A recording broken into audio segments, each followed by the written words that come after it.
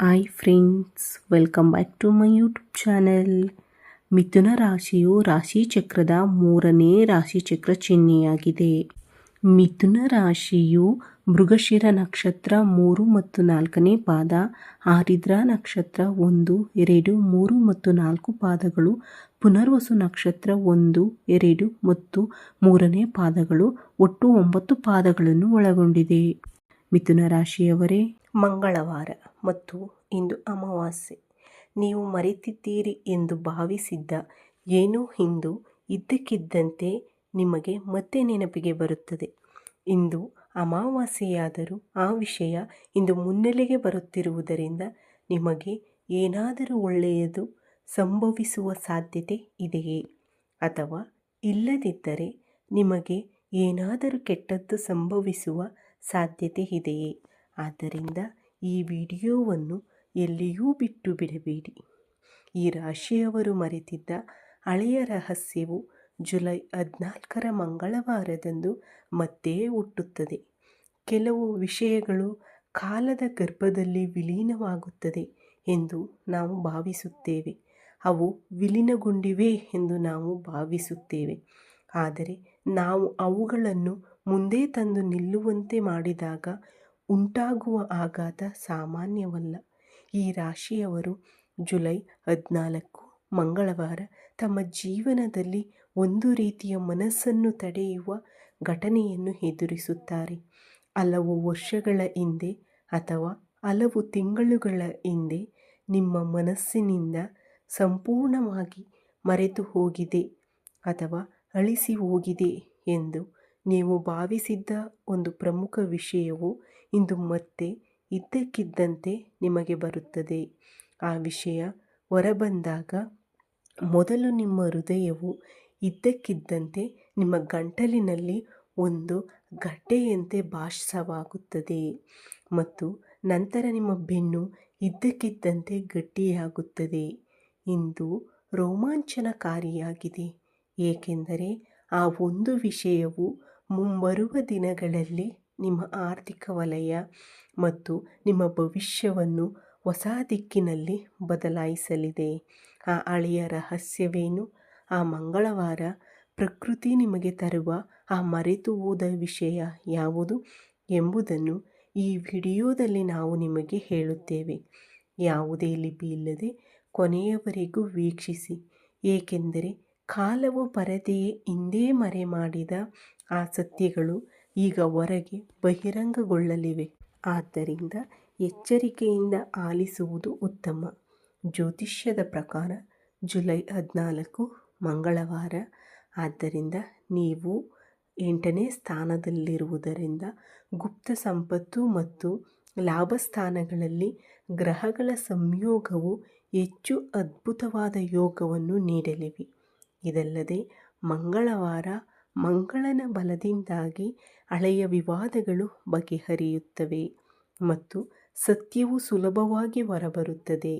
ವಿಶೇಷವಾಗಿ ಇಂದು ಸಂಜೆ ನಕ್ಷತ್ರಗಳ ಸಂಚಾರದಿಂದಾಗಿ ಚಂದ್ರನು ನಿಮ್ಮ ರಾಶಿಚಕ್ರ ಚಿಹ್ನೆಯ ಅದೃಷ್ಟದ ಸ್ಥಳದಲ್ಲಿ ಬೀಳುವುದರಿಂದ ಮರೆತು ಹೋದ ವಿಷಯಗಳು ನಿಮ್ಮ ಅದೃಷ್ಟವನ್ನು ಬದಲಾಯಿಸಲು ನೇರವಾಗಿ ಸಂಪರ್ಕಗೊಳ್ಳುತ್ತವೆ.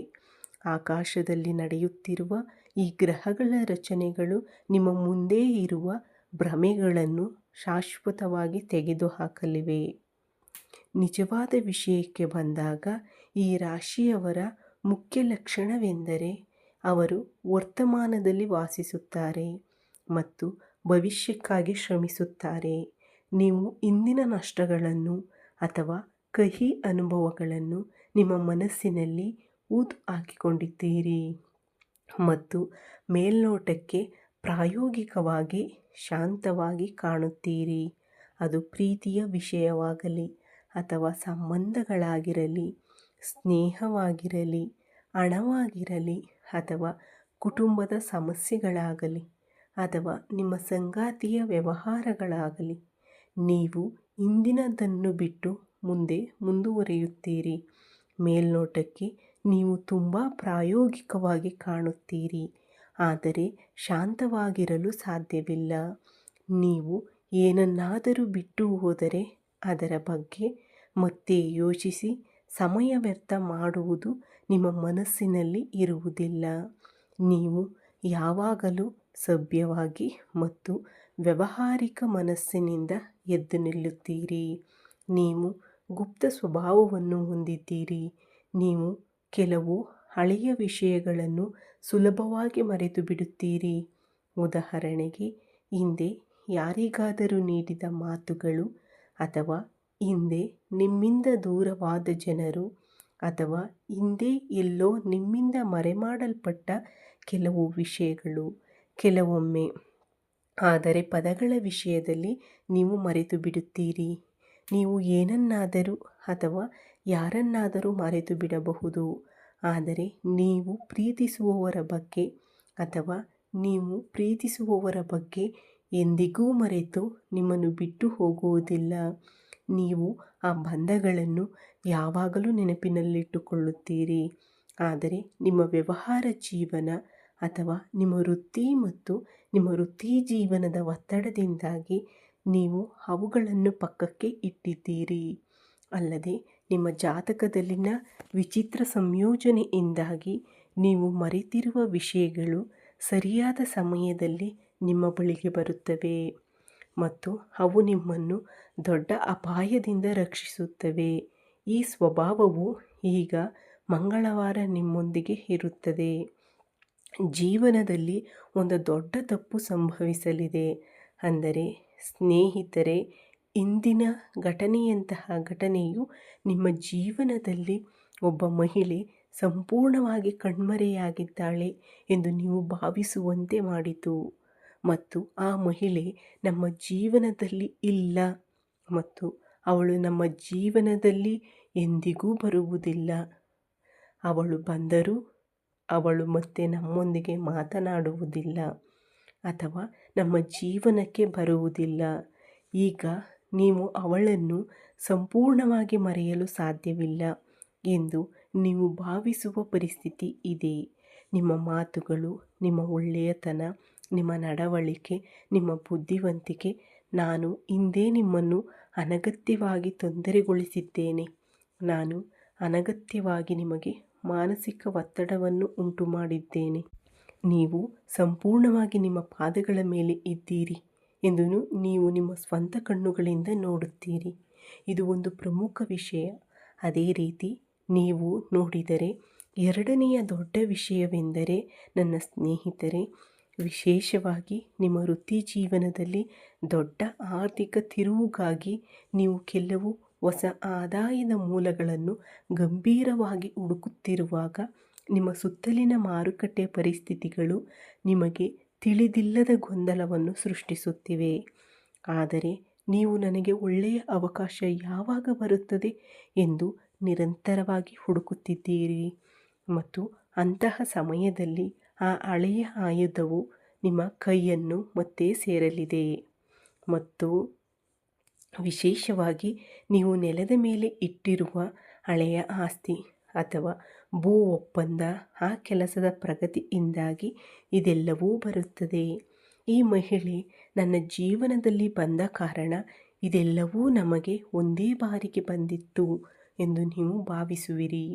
ಇದು ನಿಜ, ಏಕೆಂದರೆ ಆ ಮಹಿಳೆಯ ಮಾತನ್ನು ಕೇಳಿದ್ದರಿಂದ ಅಥವಾ ಆ ಮಹಿಳೆಯ ಬಳಿಗೆ ಬಂದ ಕಾರಣ ಅವಳು ತಪ್ಪು ಮಾಡಿ ನಿಮ್ಮನ್ನು ತೊರೆದಳು. ಆದರೆ ಅವಳು ಒಂದೇ ಒಂದು ತಪ್ಪು ಮಾಡಲಿಲ್ಲ, ಆದರೆ ಅವಳು ನಿಮ್ಮನ್ನು ನಿರಾಶೆಗೊಳಿಸಿದ್ದರಿಂದ ನೀವು ಅದನ್ನು ಪಡೆಯುವುದಿಲ್ಲ ಎಂದು ನೀವು ಭಾವಿಸಿದ್ದೀರಿ ಮತ್ತು ವಿಷಯಗಳಿನ ಕೆಲವು ನ್ಯೂನತೆಗಳಿಂದಾಗಿ ನಿಮಗೆ ಅದು ಸಿಗುವುದಿಲ್ಲ. ನೀವು ಅಹಂಕಾರದ ಸಮಸ್ಯೆಗಳಿಂದಾಗಿ ಒಂದು ಪರಿಸ್ಥಿತಿಯನ್ನು ಸಂಪೂರ್ಣವಾಗಿ ತ್ಯಜಿಸಿದ್ದರೂ ಆ ಮಹಿಳೆ ಮತ್ತೆ ನಿಮ್ಮ ಬಳಿಗೆ ಬಂದರು. ಇಂದು ನೀವು ನಿಮ್ಮ ವೃತ್ತಿ ಜೀವನದಲ್ಲಿ ಉತ್ತಮವಾದ ಅವಕಾಶಗಳನ್ನು ಪಡೆಯುತ್ತೀರಿ.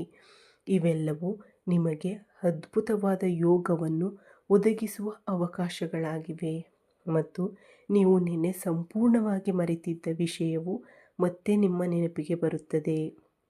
ವಿಶೇಷವಾಗಿ ನಿಜವಾದ ವಿಷಯವೇನು?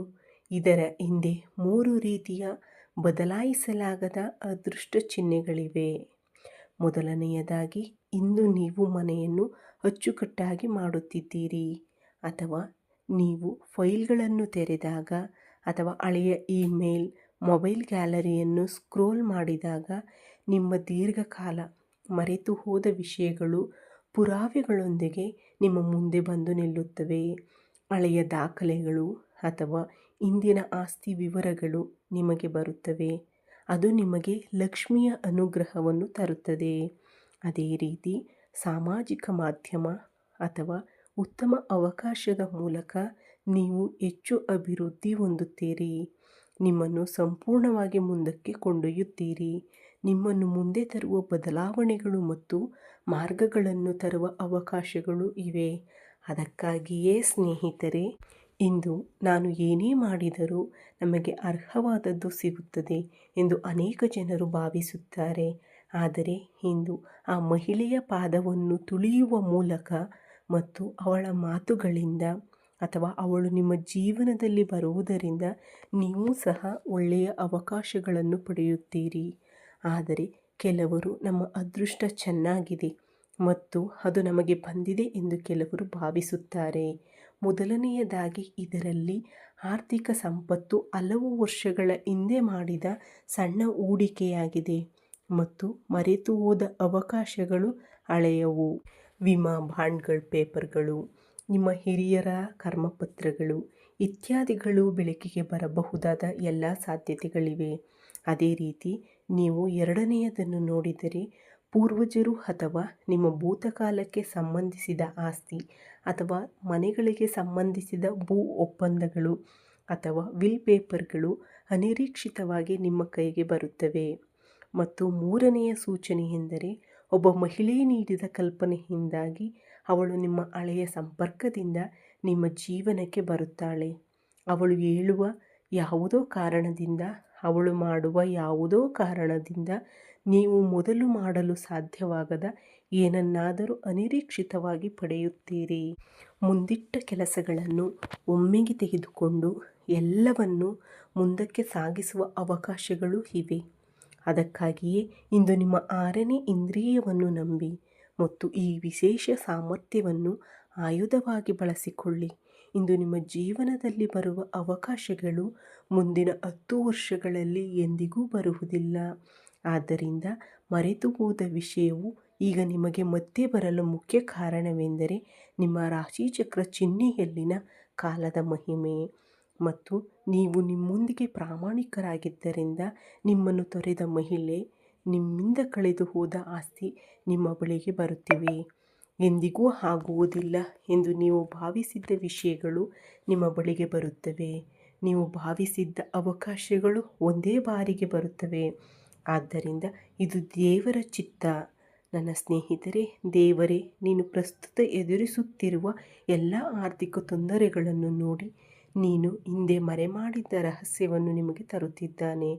ಅದನ್ನು ನೀನು ಹೊಸ ರೀತಿಯಲ್ಲಿ ಕಂಡುಕೊಳ್ಳಲು ಸಾಧ್ಯವಿಲ್ಲ, ಏಕೆಂದರೆ ಸಮಯವು ನಿಧಿ ಬೆಳೆಯುತ್ತಿದೆ ಎಂದು ತೋರಿಸುತ್ತದೆ. ಆದ್ದರಿಂದ ಈ ಘಟನೆಯು ನಿಮಗೆ ಉತ್ತಮ ಪ್ರಯೋಜನಗಳನ್ನು ಹೊಂದಿದೆ. ಯಾವುದೇ ಮಹಿಳೆಗೆ ಅಪಾರ ದೀರ್ಘಕಾಲೀನ ಪ್ರಯೋಜನಗಳನ್ನು ಹೊಂದಿದೆ. ನೀವು ಬಳಲುತ್ತಿದ್ದರೆ ಆ ಮಹಿಳೆ ಮತ್ತೆ ನಿಮ್ಮ ಕಾಲಿಗೆ ಬರುವವರೆಗೂ ನಾವು ನಿಮ್ಮೊಂದಿಗೆ ನಿಲ್ಲುತ್ತೇವೆ. ನಿಮ್ಮ ಜೀವನದಲ್ಲಿ ಬಂದು ನಿಮ್ಮೊಂದಿಗೆ ಜೀವನವನ್ನು ಹಂಚಿಕೊಳ್ಳಲು ಸಾಧ್ಯವಿಲ್ಲ. ನೀವು ಸಂತೋಷವಾಗಿರುತ್ತೀರಿ. ಅದೇ ರೀತಿ ಮಹಿಳೆ ಬಂದ ನಂತರ ನಿಮ್ಮ ಕೈಯಲ್ಲಿ ಹಣ ಮತ್ತು ಜಮೀನು ಪತ್ರಗಳು ತಕ್ಷಣವೇ ಸಿಗುತ್ತವೆ. ಇದೆಲ್ಲವೂ ಒಂದೇ ಬಾರಿಗೆ ಸಂಭವಿಸುತ್ತದೆ. ನಂತರ ಇದೆಲ್ಲದರಿಂದ ನಿಮಗೆ ಮಹಿಳೆ ಸಿಗುತ್ತಾಳೆ ಎಂದು ನೀವು ಭಾವಿಸುವಿರಿ. ಆದರೆ ಅದು ಕೇವಲ ತಪ್ಪು ಕಲ್ಪನೆ. ನಷ್ಟಗಳ ವಿಷಯಕ್ಕೆ ಬಂದಾಗ ಆ ಹಳೆಯ ವಿಷಯಗಳನ್ನು ಕಾನೂನುಬದ್ಧವಾಗಿ ಅಥವಾ ಪ್ರಾಯೋಗಿಕವಾಗಿ ಮತ್ತೆ ಸಾಲಿನಲ್ಲಿ ಇರಿಸಲು ನೀವು ತಾಳ್ಮೆಯಿಂದಿರಬೇಕು. ಆದರೆ ಆ ಮಹಿಳೆ ನೀವು ನಂಬುವ ಸ್ವಲ್ಪ ಸಮಯ ತೆಗೆದುಕೊಳ್ಳುತ್ತದೆ. ಆದ್ದರಿಂದ ಅವೆಲ್ಲವೂ ಒಂದೇ ಬಾರಿಗೆ ನಿಮ್ಮ ಬಳಿಗೆ ಬರುವುದಿಲ್ಲ. ಆದ್ದರಿಂದ ಈ ವಿಡಿಯೋ ನಿಮಗೆ ಉಪಯುಕ್ತವಾಗಿದೆ ಎಂದು ನಾನು ಭಾವಿಸುತ್ತೇನೆ. ಉಪಯುಕ್ತವಾಗಿದ್ದರೆ ಲೈಕ್ ಮಾಡಿ, ಹಂಚಿಕೊಳ್ಳಿ, ಸಬ್ಸ್ಕ್ರೈಬ್ ಮಾಡಿ. ಈ ವಿಡಿಯೋವನ್ನು ಈ ರಾಶಿಯವರ ಜೊತೆ ಹಂಚಿಕೊಳ್ಳಿ. ಮತ್ತೊಂದು ವಿಡಿಯೋದೊಂದಿಗೆ ಮತ್ತೆ ನಿಮ್ಮನ್ನು ಭೇಟಿಯಾಗುತ್ತೇನೆ ಸ್ನೇಹಿತರೆ. ಈ ವಿಡಿಯೋವನ್ನು ವೀಕ್ಷಿಸಿದ ಎಲ್ಲರಿಗೂ ನನ್ನ ಹೃತ್ಪೂರ್ವಕ ಧನ್ಯವಾದಗಳು.